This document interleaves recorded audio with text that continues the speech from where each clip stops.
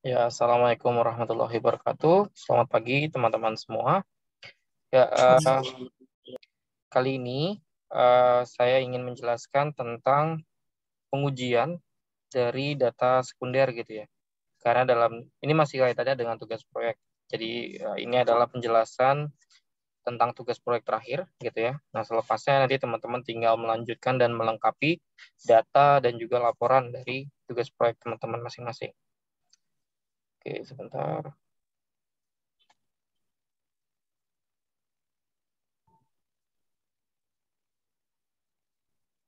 Oke, jadi di tugas proyek ini teman-teman menggunakan data dari berbagai sumber gitu ya. Ada yang dari instansi, ada juga yang dari bahkan dari artikel gitu ya. Itu tidak masalah, asalkan teman-teman meyakini dan harus di cross check sumbernya gitu ya. Maksudnya misalkan artikel gitu ya, data tersebut artikel itu ambil dari mana sumbernya gitu ya. Jadi harus valid gitu ya, harus tahu teman-teman gitu. Jangan bukan asal ambil gitu. Nah, kemudian data sekunder ini memang suatu pengumpulan data yang ibaratnya lebih cepat dibandingkan data primer gitu ya. Karena kita hanya tinggal mencari dan menyesuaikan terhadap tema yang kita mau ambil. Gitu. Nah, kalau tugas proyek ini juga lebih mudah. Eh, Kalian tinggal menyesuaikan dengan judul yang teman-teman ambil, kemudian cari datanya gitu ya. Misalkan data tentang transportasi itu banyak banget gitu ya. Jadi data pun bukan hanya dari BPS gitu. Saya kan selalu bilang BPS. Jadi tidak melulu dari BPS ya. Karena kalau teman-teman tahu kementerian, Pemprov, Pemkot, Pemda itu semua punya litbangnya. Nah, kalau udah ngomongin litbang pasti terkait sama data. Nah, itu teman-teman bisa gunakan tuh semua sumbernya gitu ya. Jadi tidak melulu dari BPS. Karena memang BPS itu ada keterbatasan kadang-kadang gitu ya, data sedikit gitu ya. Karena dia meresum dari kota, provinsi dan sebagainya gitu ya. Jadi dia tidak banyak gitu ya. Jadi benar-benar dia sudah hasil pengolahan gitu ya yang nanti bisa dijelaskan. Oke, nah data sekunder gitu ya. Definisinya ya, itu adalah data yang telah dikumpulkan oleh para peneliti gitu ya. Dalam penelitiannya nih agak typo, data yang diterbitkan dalam jurnal statistik dan lainnya, serta informasi yang tersedia dari sumber publikasi atau non-publikasi, entah di dalam atau suatu luar organisasi. Semua yang dapat digunakan bagi peneliti. Gitu. Jadi sumbernya dari data sekunder itu bisa dari publikasi ataupun non-publikasi. Nah, publikasi itu biasanya yang bersifat ilmiah, gitu ya, seperti jurnal, tesis, skripsi, dan lain-lain. Untuk non-publikasi, ya misalkan dari apa namanya artikel, gitu ya, kutipan-kutipan dan lain-lain. Itu bisa digunakan. Yang paling penting adalah sumbernya. Gitu. Kalau misalkan dari publikasi, itu kita sudah yakin gitu ya bahwa ini sudah benar datanya, sudah valid sumbernya. Karena biasanya kalau publikasi itu kan dinaungi dari suatu instansi, misalkan perguruan tinggi, terus juga suatu instansi pemerintah atau instansi uh, apa namanya publikasi yang khusus jurnal gitu ya. Jadi banyak. Nah, di data sekunder ini mungkin pengujiannya bukan pengujian validitas seperti validitas ataupun reliabilitas, tapi ini lebih ke uji asumsi. Artinya karena kalau validitas dan reliabilitas terhadap data sekunder itu dia sudah melewati fase itu gitu ya. Istilahnya saat awal mengambil data instansi tersebut, dia sudah melakukan itu dan sudah melewati itu, sudah lolos dari validitas dan reliabilitasnya sehingga tidak perlu kita lakukan kembali.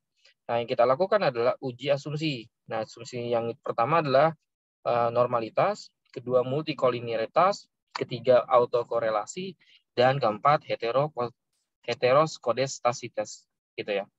Jadi empat uji asumsi inilah yang digunakan untuk melihat gitu ya apakah data sekunder yang kita lihat sudah sesuai gitu ya. Nah, bagaimana nanti kalau tidak sesuai gitu ya. Nah, sebenarnya memang kalau ketidaksesuaiannya itu tidak fatal, artinya dari empat uji asumsi ini yang mungkin hanya satu yang tidak sesuai atau tidak apa namanya tidak baik gitu ya. Itu boleh dilanjutkan gitu ya data sekundernya, artinya nggak apa-apa lah gitu ya. Tapi kalau memang nanti mayoritas atau 3 gitu ya, 3 dari 4 pengujian ini tidak sesuai, nah maka teman-teman harus mencari data lain, mau nggak mau gitu ya, karena itu tidak sesuai. Nah, kenapa bisa seperti itu? Nah, pertama biasanya karena pengolahan data awalnya yang mungkin kurang tepat gitu ya, atau kurang sesuai dengan kaidah statistika gitu ya. Nah, kedua, biasanya data yang dilakukan itu, data sekunder yang teman-teman ambil gitu ya, kurang lengkap gitu, atau istilahnya kurang apa namanya sesuai gitu ya. Banyak nilai-nilai ekstrim gitu yang didapatkan. Gitu. Jadi hal-hal seperti itu sebenarnya. Kalau valid itu valid. Kalau misalkan dua-duanya, artinya dua yang lolos, dua yang tidak lolos, itu nggak apa-apa. Nah, sebenarnya karena ini kan konsepnya tentang tugas proyek itu adalah tentang belajar gitu ya. Nah, jadi saya hanya meminta teman-teman untuk menyesuaikan ketika nanti ada yang tidak lolos gitu. Ya, saya sih kalau yang tidak lolosnya 3 ke atas gitu ya, itu lebih baik diganti datanya. Gitu kan banyak ya data sekunder ya, banyak banget. Jadi teman-teman bisa mengganti. Tapi kalau yang tidak lolosnya hanya 2, itu lanjutkan aja gitu. Satu pun ya lanjutkan aja gitu ya. Nah, tapi nanti ketika ada penelitian ilmiah sesungguhnya itu harus diperhatikan gitu ya. Nah, tapi biasanya uji asumsi ini memang terkait sama regresi dan korelasi gitu ya teman-teman. Jadi bukan hanya tentang data sekunder ya, tapi tentang korelasi dan regresinya.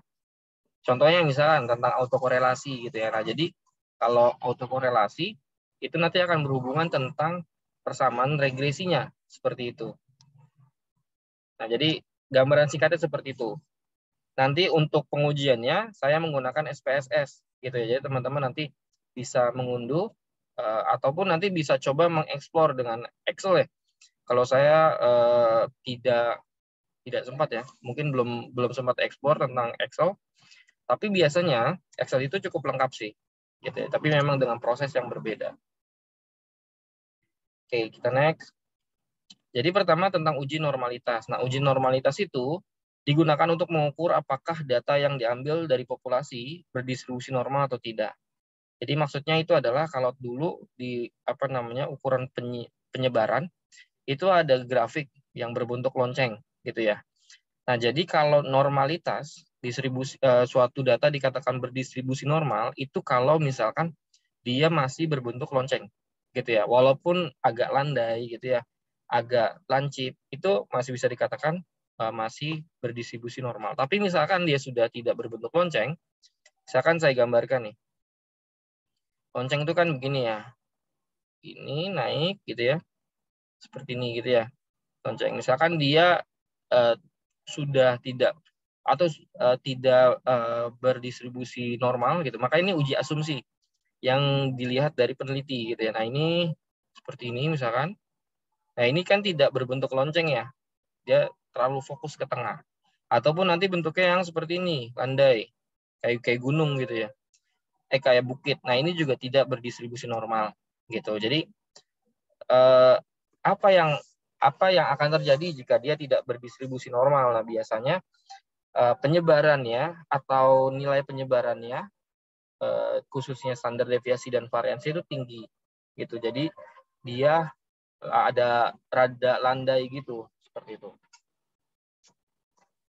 Lalu berikutnya ada uji multikolinearitas gitu. Nah, jadi uji ini untuk menguji korelasi antar variabel independen dalam model regresi gitu ya. Uji ini dilakukan pada model regresi yang memiliki 2 atau lebih variabel independen. Nah, jadi ini biasanya untuk regresi linear berganda, teman-teman. Jadi kalau regresi linear berganda kan variabel independennya ada 2 atau bahkan lebih seperti itu. Jadi ini melihat dari persamaan regresi. Gitu. Jadi yang tadi saya bilang, uji asumsi ini bukan hanya fokus ke data sekundernya, tapi juga nanti akan dihubungkan ke korelasi dan juga bahkan ke regresi yang teman-teman akan olah seperti itu. Jadi model regresinya gitu ya, itu akan baik jika tidak memiliki korelasi antar variabel gitu ya. Apabila dalam model regresi terdapat multikolinialitas, maka model tersebut memiliki kesalahan standar yang besar, sehingga menyebabkan koefisien tidak dapat ditaksir dengan kecepatan yang tinggi. Untuk mendeteksi adanya hubungan antar variabel dilakukan dengan cara melihat koefisien korelasi antar masing-masing variabel. Nah, jadi maksudnya di sini kan ada kata-kata tidak memiliki korelasi antar variabel independen, gitu ya. Jadi maksudnya adalah dia tidak tinggi gitu. Jadi korelasi itu kan tidak mungkin mendapatkan nilai 0 gitu ya, karena 0 itu bukan hanya tidak memiliki korelasi, tapi mutlak tidak ada korelasi gitu ya. Jadi yang dimaksud adalah dia tidak 0,8 ke atas 0,8 ke atas seperti itu. Kalau udah 0,8 itu kan udah sangat tinggi ya. Seperti itu. Lalu ada autokorelasi. Nah, autokorelasi ini untuk menguji apakah terdapat korelasi antara data dalam variabel pada periode T dengan periode sebelumnya pada model regresi. Jadi ini berhubungan juga dengan regresi.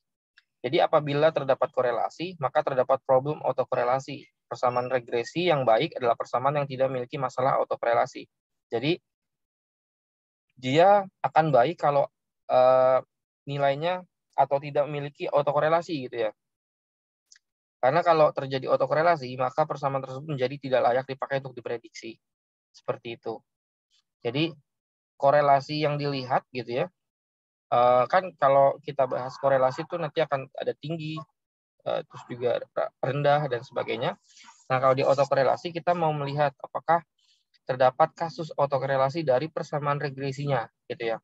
Jadi ini berhubungan dengan regresi. Kalau misalkan ada, maka persamaan regresi tersebut tidak baik atau tidak layak untuk dipakai untuk prediksi, karena kan persamaan regresi dilakukan untuk memprediksi suatu nilai yang akan datang. Seperti itu. Lalu ada juga heterokedastisitas gitu ya, digunakan untuk menguji apakah ada atau tidak suatu penyimpangan. Dengan kata lain, uji ini ditujukan untuk mengetahui adanya ketidaksamaan varians dari data residual suatu pengamatan ke pengamatan lain dalam model regresi. Nah, residual atau itu adalah jarak gitu ya. Kalau teman-teman dulu membahas tentang garis regresi, itu kalau kita tarik ke atas, kan datanya di scatter ya. Kemudian ada titik-titik yang di sekitar garis. Nah, yang titiknya jauh gitu, itu ada residunya. Ada residualnya, nilai residualnya di situ gitu ya, atau jarak yang mendekat yang antara titik dengan garis itu. Itu dikatakan sebagai data residual. Lalu model regresi bersifat homokedastisitas atau Nah, homokedastisitas itu adalah keadaan di mana varians dari residu suatu pengamatan ke pengamatan lain adalah tetap. Jadi artinya tidak terlalu ekstrim gitu ya. Jadi kalau dalam regresi itu dalam statistik itu agak lucu gitu ya. Jadi secara data mungkin ada beberapa gitu ya. Tapi kalau kita uji nanti juga ada namanya uji hipotesis gitu ya. Itu ada yang ditolak, ada yang terima. Padahal gitu ya, datanya itu memang beda. Tapi ini yang ditolak gitu ya. Jadi yang ditolak itu bukan datanya, tapi bisa jadi adalah rata-ratanya, variansnya gitu ya, dan lain sebagainya. Jadi beda-beda. Nah ini juga sama. Jadi homokedastisitas itu akan terjadi gitu ya, jika varians dari residual datanya gitu ya, itu tetap. Nah, untuk yang kalau berbeda, maka dia bersifat heterokedastisitas. Nah, jadi ini uji-uji asumsi. Nah, sebenarnya kalau masing-masing gitu ya, kalau uji normalitas, kondisi yang lolosnya gimana? Kondisi lolosnya kalau dia berdistribusi normal, gitu ya, atau dia lolos dengan melihat the grafik yang nanti akan saya demokan. Lalu untuk multikolinialitas itu gimana? Gitu ya. Jadi kalau multikolinialitas itu adalah kalau dia tidak memiliki Jadi kalau dia memiliki lolos nilai uji multikolinialitasnya gitu ya. Nah, kalau dan jelasan ini kan dari regresi ya, cuma nanti kita akan bahas di SPSS-nya itu nanti ada suatu tabel gitu yang akan jadi acuan. Lalu untuk autokorelasi berdasarkan nilai Durbin-Watson. Nah, jadi dia akan baik kalau dia tidak memiliki autokorelasi, gitu ya. Jadi persamaan regresinya akan baik kalau dia tidak memiliki kasus autokorelasi. Nah, sebenarnya untuk tabel Durbin-Watson ini ada banyak ya, kalau teman-teman cari di online gitu ya. Itu ada banyak, jadi teman-teman bisa melihat perbedaannya. Nah, biasanya ada juga yang melihat dari sampelnya, terus juga ada yang melihat dari banyaknya kasusnya gitu ya. Nah, tapi kalau dalam kasus ini hanya dengan rentang saja, gitu. Ini akan membantu kita. Seperti itu. Lalu untuk terakhir, akan lolos jika bersifat homokedastisitas. Gitu ya. Kalau bersifat heterokedastisitas berarti tidak baik gitu ya, atau tidak lolos lah bahasanya gitu, karena terdapat perbedaan residual gitu ya. Ada varians dari residualnya. Seperti itu. Baik, sampai sini mungkin ada yang mau ditanyakan.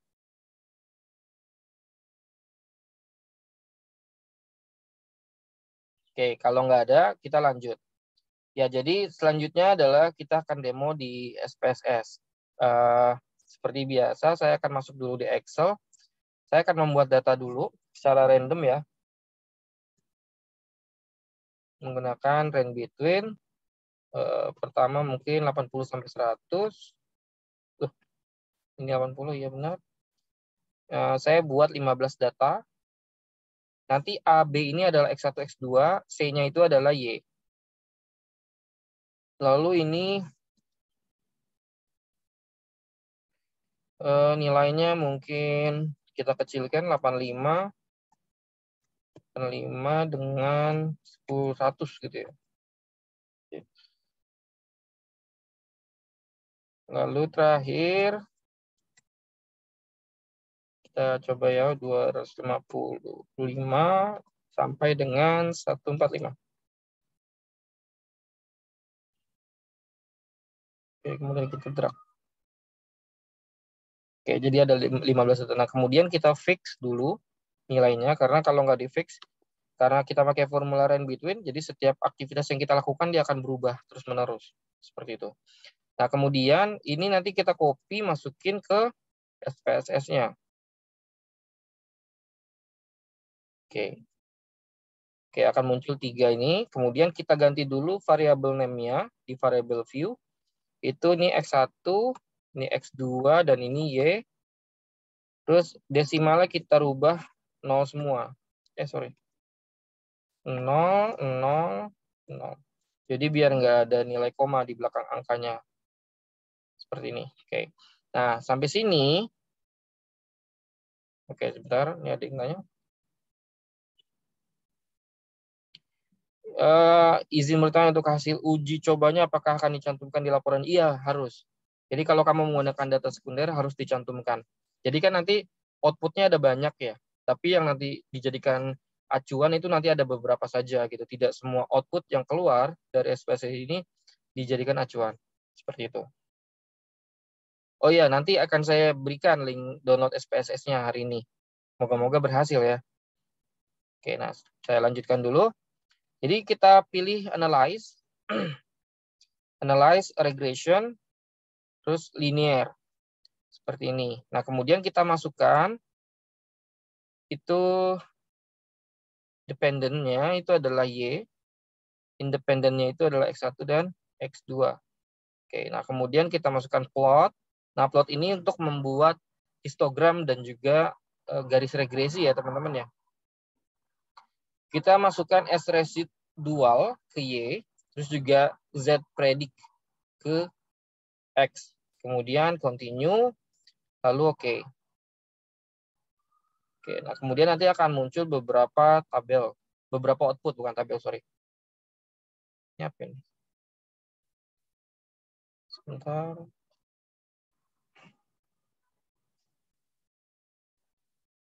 Oke. Ini ada garis gini ya.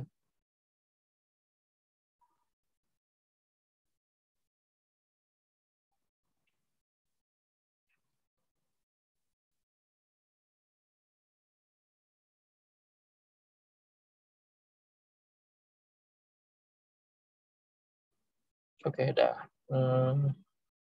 Kemudian, oke. Nah, jadi ada beberapa output nih. Jadi output ini ya kita biarkan dulu aja. Ini ada beberapa output yang pernah dilakukan kemarin. Ini ada apa namanya nilai korelasi. Ini juga ada nilai regresi. Ini juga sebenarnya juga bisa dijadikan regresi. Oh, ini bukan regresi. Ini nanti sebagai tabel ANOVA. Nah, tabel ANOVA nanti dibahas kayak saya nanti coba cek lagi deh. Ya, ANOVA juga biasanya dijadikan uji hipotesis dalam melihat adanya kesesuaian dan ketidaksesuaian dari data yang kita punya. Ini nilai atau tabel regresi gitu ya. Ini summary dari residualnya. Lalu untuk distribusi normal itu kita lihat dari histogram, gitu ya. Jadi kita lihat dari histogramnya. Nah di sini atau bisa juga antara histogram atau ini normal PP plots of regression standardized residual, gitu ya. Nah kalau dari garis ini kita lihat dari banyaknya data, gitu ya, yang menjauh, gitu ya, yang menjauh dari garisnya. Nah, jadi residual itu adalah nih jarak antara titik ini dengan garisnya. Nah, ini berarti datanya bisa didefinisikan sebagai data residual, gitu ya, jauh. Ada residualnya. Seperti itu. Nah, oke, nah atau dari sini, dari histogram. Nah, makanya kita bisa mengasumsikan ini sebagai berdistribusi normal atau tidak, gitu ya. Nah, mungkin saat ini untuk project gitu ya, kalian bisa asumsi saja gitu ya. Oh, ini masih distribusi normal. Nanti jelasin kenapa menurut kalian ini berdistribusi normal. Seperti itu ya.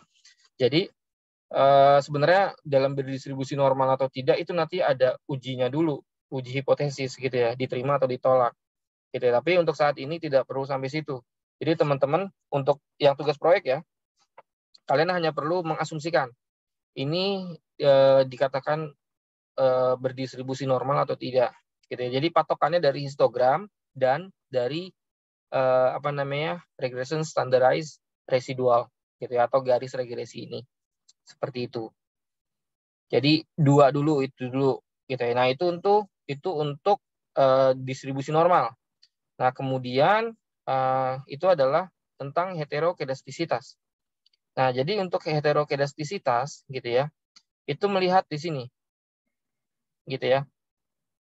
Jadi dari kalau kita lihat di dalam scatter diagram ini ya teman-teman scatter plot ini, teman-teman lihat ada nilai 0 dan 0 gitu ya. Di sini dan di sini. Nah, jadi patokannya adalah titik temunya di sini. Kelewatan. Di sini. Jadi kalau kita asumsikan berarti sekitar daerah sini. Gitu ya. Bagaimana pola data yang teman-teman dapatkan gitu ya. Pola datanya apakah berkumpul satu tempat, apakah dia tidak gitu ya. Jadi bisa dilihat gitu ya bagaimana. Jadi untuk uji heterogeneisitas itu berarti kan yang paling bagus adalah yang homo ya, yang yang berkumpul gitu ya, atau yang residualnya tetap seperti itu. Nah ini kan konteksnya adalah dia menyebar, gitu. Berarti dia bersifat heterokedastisitas nih kasusnya. Kalau data yang saya dapatkan ini, gitu. Jadi dia menyebar dan tidak berpola. Kenanya ini tidak berpola ya, teman-teman. Seperti itu. Jadi ini ada dua uji asumsi ya, seperti itu. Nah tadi asumsi normalitas, uji asumsi normalitas dan uji asumsi heterokedastisitas. Gitu. Nah itu nanti teman-teman jelaskan. Jadi ini bisa kalian screenshot atau kalian copy gambarnya, kemudian nanti masukin ke laporan, kemudian jelaskan. Ini sifatnya apa, gitu ya. Nah bagus-bagus sih kalian tambahkan garis gitu ya, yang seperti tadi saya bikin gitu ya, atau boleh kalian jelaskan sesuai apa yang kalian paham, seperti itu. Lalu selanjutnya kita kembali dulu ke halaman awal. Oke, di halaman awal kita yang belum kan adalah uji autokorelasi dan tadi apa ya? Multicollinearitas gitu ya. Oke, nah caranya adalah kita masuk ke analyze, regression lagi linear, kemudian pilih statistik, ya, pilih statistik. Kemudian kita pilih residuals Durbin-Watson. Ini untuk melihat ada atau tidaknya autokorelasi, lalu part and partial correlation, dan collinearity diagnostic. Oke, ini continue, kita oke. Oke, nanti ada tabel tambahan. Nah, jadi teman-teman misalkan nanti mau bingung gitu ya, kok tabelnya makin banyak gitu. Teman-teman bisa hapus dulu output yang pertama muncul. Kemudian nanti bisa bisa dimunculin lagi seperti itu. Oke, nah yang mana ya? Ini dia. Ini nilai Durbin-Watson-nya. Jadi nilai Durbin-Watson-nya adalah 1,33 seperti itu. Nah, kita coba cek sama yang tadi, tabel yang tadi sebagai acuan gitu ya. Jadi sementara tabel acuannya ini dulu gitu ya. Jadi bukannya apa, nanti kalau pakai yang ada lagi sih yang saya tahu tuh, ada lagi melihat dari berapa banyak sampel dan juga populasi yang teman-teman pakai. Kalau ini kan tidak melihat ya. Jadi tabel yang tadi di slide itu tidak melihat. Jadi ini tabelnya. Jadi 1,33 ya, 1,33 atau 1,3 itu berada di mana? Nah, ini berada di bagian sini 2,2. Itu 1,21 antara 1,21 sampai dengan 1,65 gitu. Artinya tidak dapat disimpulkan, atau bahasa lainnya ragu-ragu lah gitu. Jadi bisa jadi ada autokorelasi dan bisa jadi tidak ada autokorelasi seperti itu. Jadi masih dikatakan bagus gitu karena antara gitu ya. Jadi kalau saya baca review materi-materi itu disebutnya sebagai ragu-ragu gitu ya. Tapi ini masih bilang bagus. Oke, nah kemudian yang kedua adalah uji multikolinialitas ya. Itu dilihat dari mana? Itu dilihat dari nilai ini. Ini dilihat dari ini. Oke, nilai collinearity statistics. Dari nilai tolerance dan nilai VIP. Nah, untuk nilai tolerance-nya itu harus di atas 0,1 untuk dapat dikatakan sebagai multikolinialitas. Atau kalau VIP, ya nilai VIP-nya harus di bawah 10. Seperti itu teman-teman. Nanti juga akan saya tambahkan di slide gitu ya, penjelasan ini gitu ya. Tapi mungkin bisa teman-teman, ini saya rekam jadi nanti bisa saya upload, jadi teman-teman bisa mengulang gitu ya dari penjelasan ini. Seperti jadi dari keempat ini sudah saya jelaskan gitu ya. Jadi patokannya kalau misalkan 3 dari 4 pengujian asumsi ini tidak lolos gitu ya. Nah, lebih baik teman-teman ganti data gitu ya, cari data yang lain. Tapi misalkan dari 4 hanya 2 atau bahkan hanya 1, itu lanjutkan saja. Seperti itu. Oke, nah sampai sini mungkin teman-teman ada yang mau bertanya? Dipersilakan.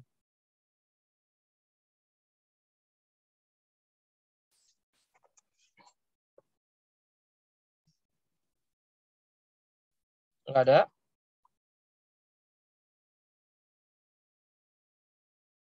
Oke, kalau nggak ada mungkin saya akan kirim linknya, link apa ya? Link SPSS-nya, coba teman-teman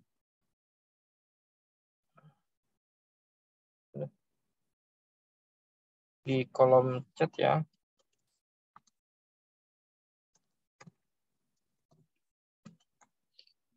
Oke, jadi teman-teman sekali lagi, SPSS yang saya punya itu bukan original ya, artinya bukan license langsung dari SPSS-nya.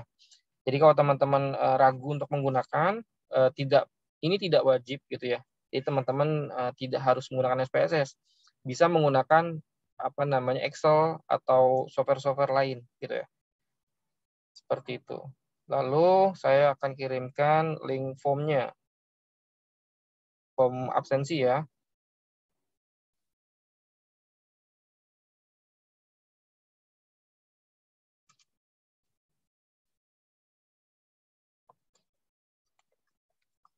Oke, nah sekarang kan sudah pekan 12 ya. Nah, jadi teman-teman harus lebih, ya mungkin saya akan tanya nih nanti ini SI 01 sampai 0 berapa ya?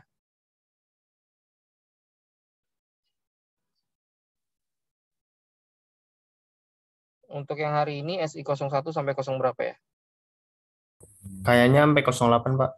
08 ya? Oke. Okay. 1 sampai 8. Oke. Okay. Ya, coba saya mau tanya progres dulu ya. Progres dari laporan proyeknya. Ini karena banyak ya. Per kelas ada banyak, jadi saya ambil sampelnya satu-satu ya. Nah, coba untuk SI01 kelompoknya IMADA. Ada? Hadir nggak kelompoknya di sini?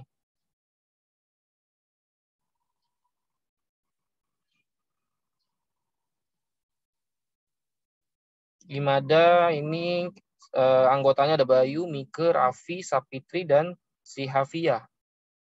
Oke, ada salah satunya?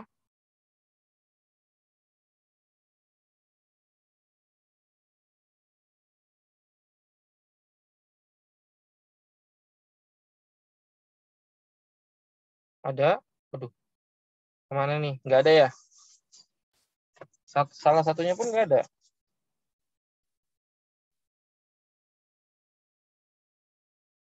Ini ada Sapitri nih, Sapitri. Coba Sapitri on mic. Itu ada IMADA juga nih. Ada Pak, ada Pak.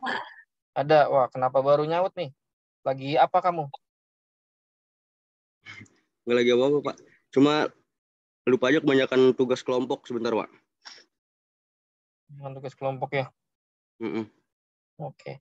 Nah ini gimana nih? Progresnya sudah sampai mana? IMADA.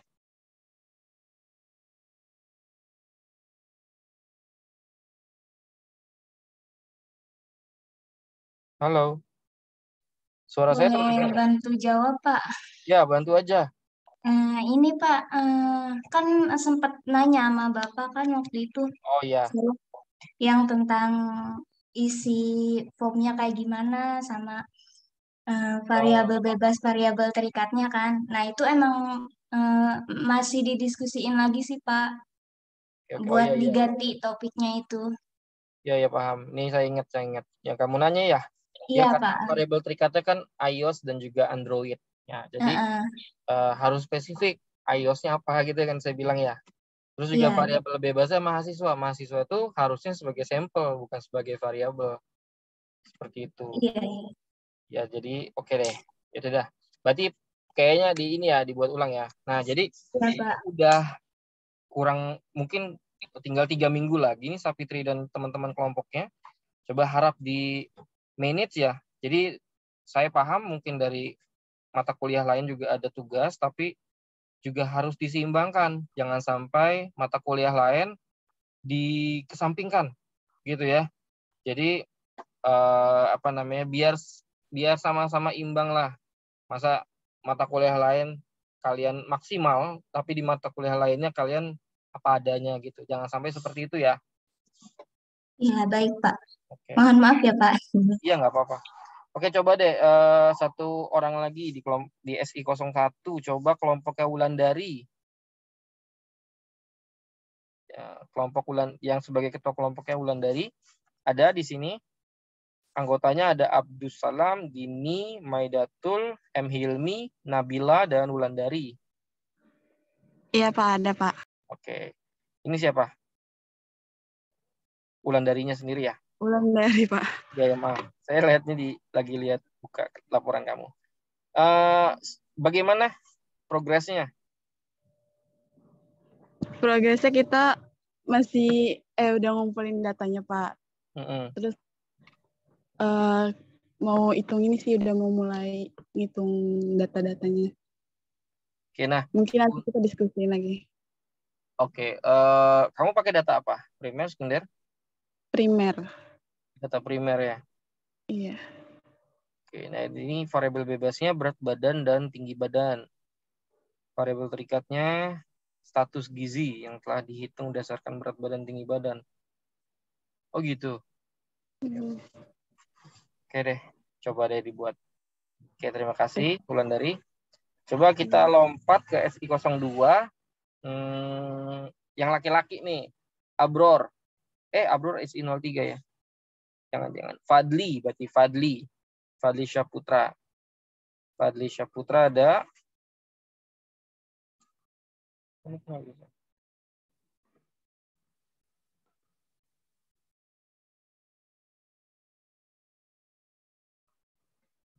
Oke, Fadli Syaputra nih ada Fadli, Albert, Putra, Muhazir, Lutfi, dan Budi.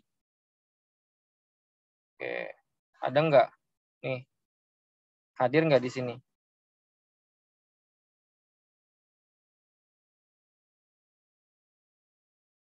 Halo.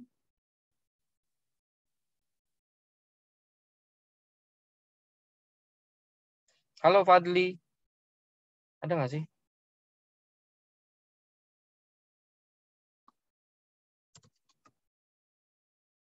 Fadli Syaputra ada tuh. Wah, tiba-tiba hilang dia. Coba. Siapa lagi tuh?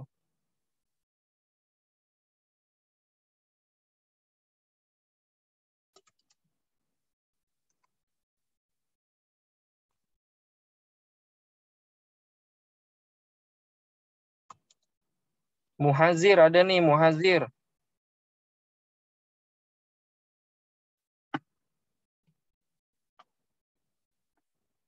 Halo Muhazir. Waduh. Gimana nih?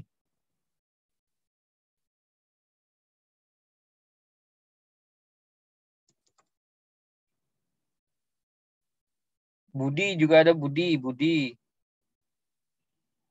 Ini sebenarnya kelompoknya aktif nggak sih?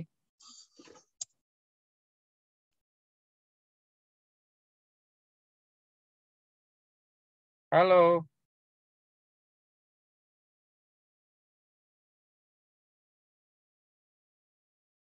Oke. Iya, jadi ya saya bingung ya. Teman-teman tuh aktif Zoom tapi nggak ada yang nyaut. Berarti kemana kalian gitu ya?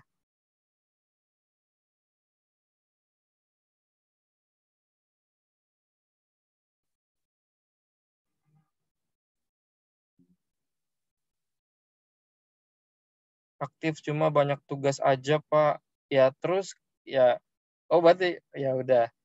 Oh berarti kalau nugas berarti Zoom cuma diaktifin aja gitu ya. Berarti kalau gitu nggak usah Zoom ya. Besok-besok ya. Video pembelajaran aja ya, teman-teman ya. Karena kalian banyak tugas, jadi biar bisa ngerjain tugas dan juga kalian biar selesai tugasnya. Oke, coba nih saya panggil sekali lagi ya, yang lain coba. Iya, saya butuh jawaban, Naura. Butuh tanggapan, bukan butuh didengarkan. Gitu ya. Jadi saya butuh kalian merespon. Kalau saya ngomong kayak gini, nggak ada yang respon, saya kayak ngomong sendiri gitu kan ya. Coba dari SI 007 nih, laki-laki lagi. Ilham Panca Pamungkas. Ada? Juga, ini yang dikumpulin juga laporan praktikum basis data. Astagfirullah. Ilham. Ilham Panca Pamungkas.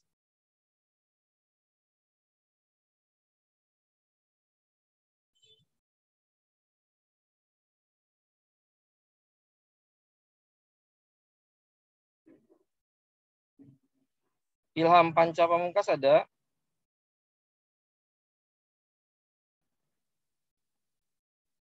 Ilham Panca ada nih orangnya nih. Ayo, nyalain.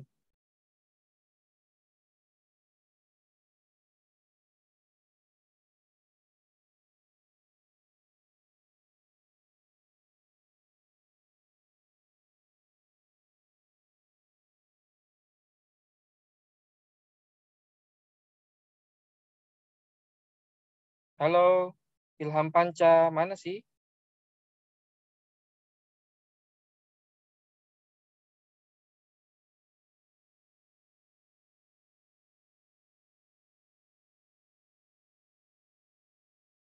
Oke, ya udah gini aja deh.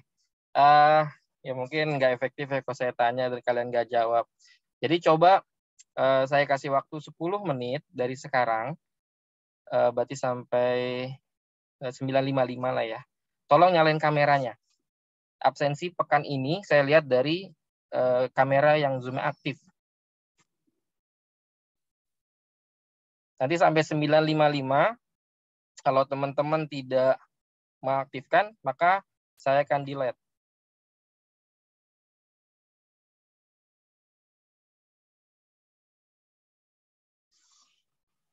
Oke.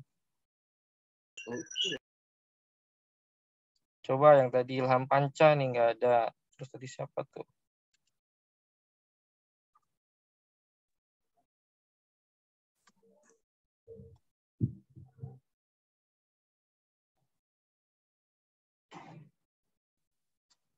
Oh, emang yang kebetulan yang saya panggil tuh emang yang nggak aktif ya. Ini yang nyalain kamera ini pada aktif. Coba Fadli, coba saya cek nih ada nggak?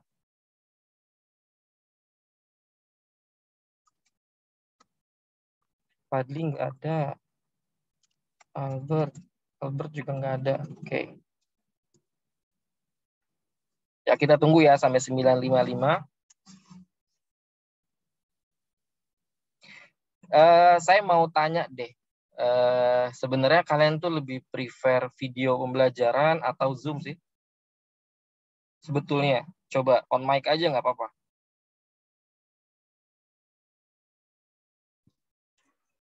Zoom, Pak. Zoom. Zoom, Pak. Zoom, oke. Tapi kenapa kayak saya ngomong sendiri ya? Lagi pada ngantuk kayaknya, Pak. Lagi pada ngantuk? Soalnya malam begadang ngerjain tugas, Pak, gitu. Oh gitu. Ya. Tapi bukannya kalian ada satu waktu kalian datang ke kampus pagi-pagi ya? Untuk apa sih kursus ya? Apa sih pelatihan ya? Terasi, Pak. Ya. Dapatnya siang, Pak. Oh siang. Tapi kan nggak semua siang ya? Oke. Nah, terus saya coba penasaran, apakah kalian seperti ini untuk semua mata kuliah? Atau hanya di mata kuliah statistika saja?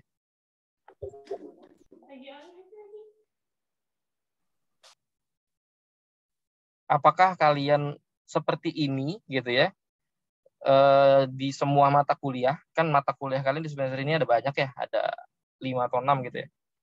Atau hanya di mata kuliah statistika saja? Coba on mic coba.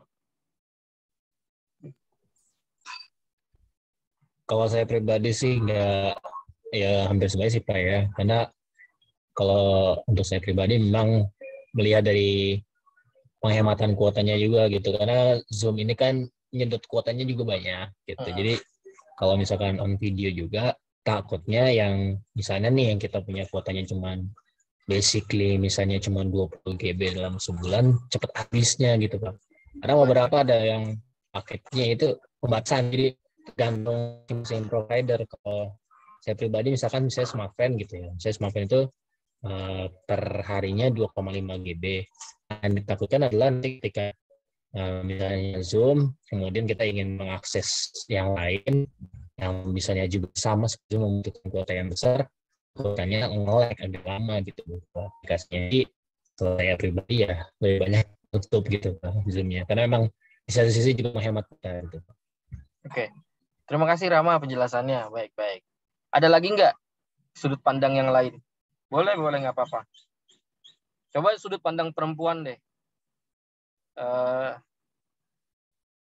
Pertanyaan sama, apakah kalian seperti ini untuk semua mata kuliah atau mata kuliah statistika saja? Coba, yang nyala kamera nih ada banyak. Saya mengapresiasi kalian menyalakan kamera. Coba yang tadi deh, Sapitri. Iya, Pak. Ya tadi, masih ingat nggak pertanyaannya? Ya, masih. Masih ya. Gimana? Dari sudut pandang Sapitri. Jujur kalau saya pribadi emang lebih suka Zoom, Pak. Cuman emang kadang kalau saya ada yang emang saya langsung nangkep itu, jadi saya bisa langsung nanya diskusi di Zoom gitu. Tapi kadang juga saya belum belum nangkep, jadi kadang bingung Pak apa yang mau ditanyain gitu. Oke. Berarti Sapitri lebih ke situ ya? Iya. Oke. Coba deh saya tanya lagi. Ini bagus nih diskusinya. Jadi saya nambah masukan. Coba Reza Pratama nih. Ya, Pak. Ya, gimana? Masih tahu ya pertanyaannya ya? Saya lebih milih Zoom, Pak, daripada nonton video pembelajaran. Lalu? Lalu Maksudnya kenapa setiap Zoom tuh diem gitu maksudnya? Apakah di semua mata kuliah atau hanya di statistika saja gitu? kalau saya ini, Pak, bingung juga mau nanya apa, Pak. Soalnya ini udah ada juga tulisannya di layar, jadi udah jelas terpampang. Oh gitu. Iya. Oh jadi bingung tapi paham gitu ya? Iya. Kalau nggak ada baru saya tanya gitu.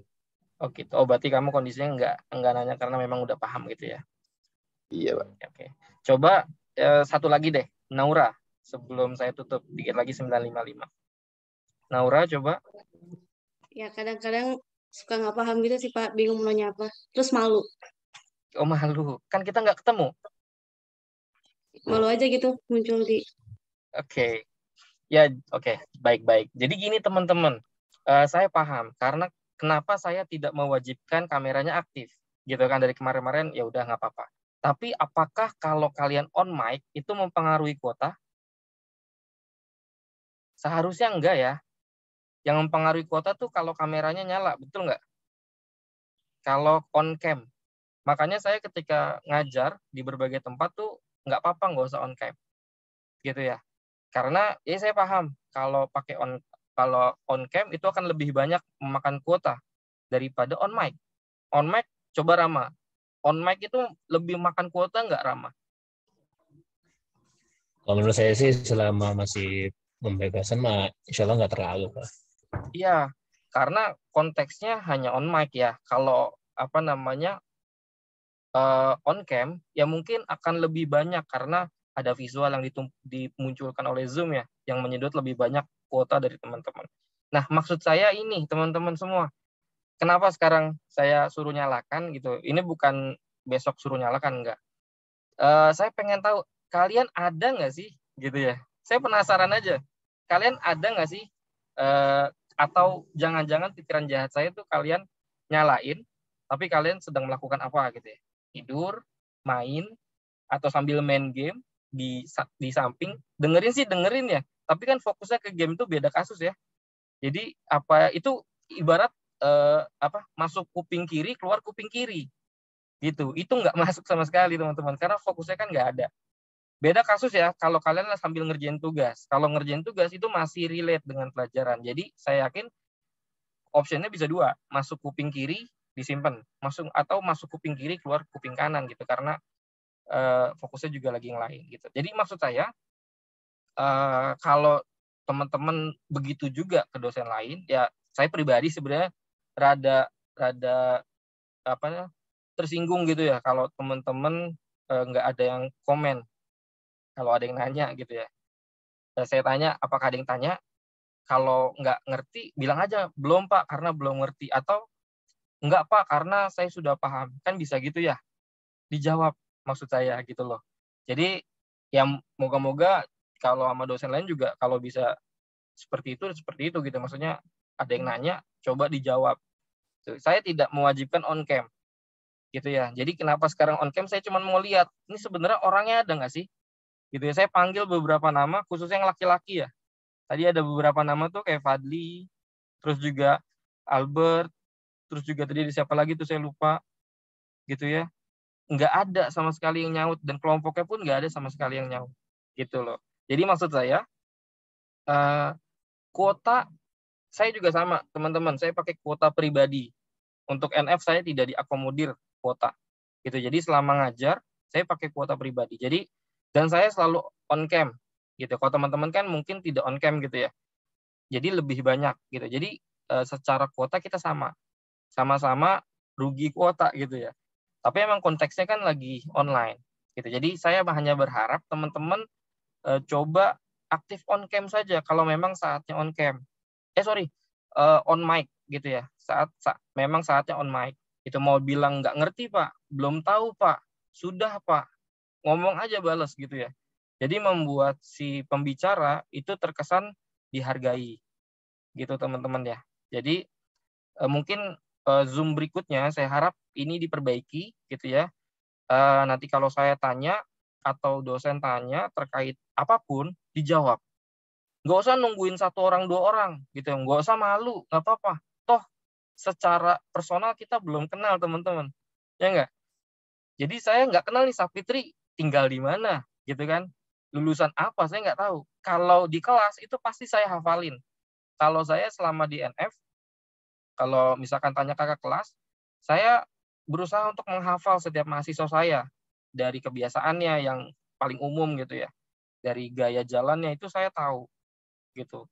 Karena memang interaksinya lebih intens secara langsung gitu. Kalau Zoom kayak gini saya nggak tahu. Ini aja saya baru tahu muka-mukanya kayak gini. Safitri kayak gitu, Rama kayak gini gitu ya. Terus Yoga Kacamata, terus juga Naura gitu kan. Gitu kan. Baru ngelihat saya. Kemarin-kemarin saya nggak tahu teman-teman. Jadi teman-teman gak usah malu gitu ya. Jadi terus juga soal pakaian. Nah, saya kan nggak tahu kalian pakai baju atau enggak nih. Ya enggak yang laki-laki. Karena kelihatan cuma mukanya doang rata-rata, kan kepalanya doang. Gitu. Jadi apakah kelihatan atau enggak saya nggak tahu gitu ya. Dan itu nggak apa-apa, teman-teman. Gitu. Itu hak kalian kalau saat ini. Jadi tidak harus pakai kemeja, tidak harus pakai celana bahan atau celana panjang, enggak harus. Yang diharuskan itu adalah keaktifan. Gitu. Karena kehadirannya nggak ada nih. Jadi yang diminta adalah suaranya aja, teman-teman. Ya, jadi saya harap untuk berikutnya Zoom minggu depan, karena saya memang berniat Zoom terus sampai pertemuan ke-14. Gitu. Jadi insya Allah akan ada Zoom terus sampai pertemuan ke-14. Jadi saya hanya minta kepada teman-teman semua di sini yang hadir saat ini, khususnya yang menyalakan kamera, saya mengapresiasi sangat tinggi untuk dapat on mic ketika memang saatnya. Dan kalian jangan salah, dosen itu nggak semuanya nggak suka untuk dipotong. Kayak saya, misalkan saya lagi jelasin, terus kalian ada, Pak maaf Pak, saya mau nanya di tengah-tengah penjelasan saya. Itu saya nggak apa-apa. Saya akan berhentikan dulu penjelasannya untuk menjawab pertanyaan kamu. Gitu. Karena namanya bingung itu akan muncul ketika kita lagi membahas sesuatu hal. Kayak kalian gitu kan, lagi coding, tiba-tiba ada masalah. Apakah akan melanjutkan codingnya? Gitu ya. Mungkin nggak, selesaikan dulu masalah itu baru bisa melanjutkan codingnya. Kan gitu. Jadi sama seperti penjelasan saya. Gitu. Kalau lagi jelasin terus tiba-tiba kalian mau ada yang mau nanya, boleh. Ya. Oke. Nah, jadi seperti yang tadi saya bilang, untuk pekan ini, kelas ini, rombel ini saya akan absen dari kamera gitu. Nah, jadi sekali lagi kameranya dinyalakan lagi. Saya kasih waktu 2 menit. Tadi ada beberapa yang nyala terus dimatiin. Oke, saya akan screenshot ya. Oke, ditahan kameranya jangan sampai mati. Oke, sebentar, saya harus save satu-satu.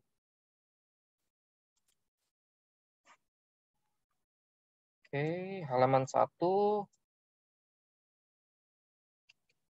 Halaman 2. Terus halaman sebentar. Halaman 3.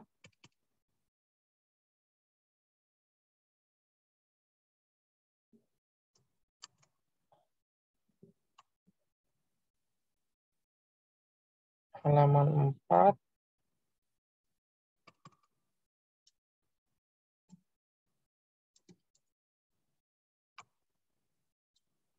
Dan halaman 5.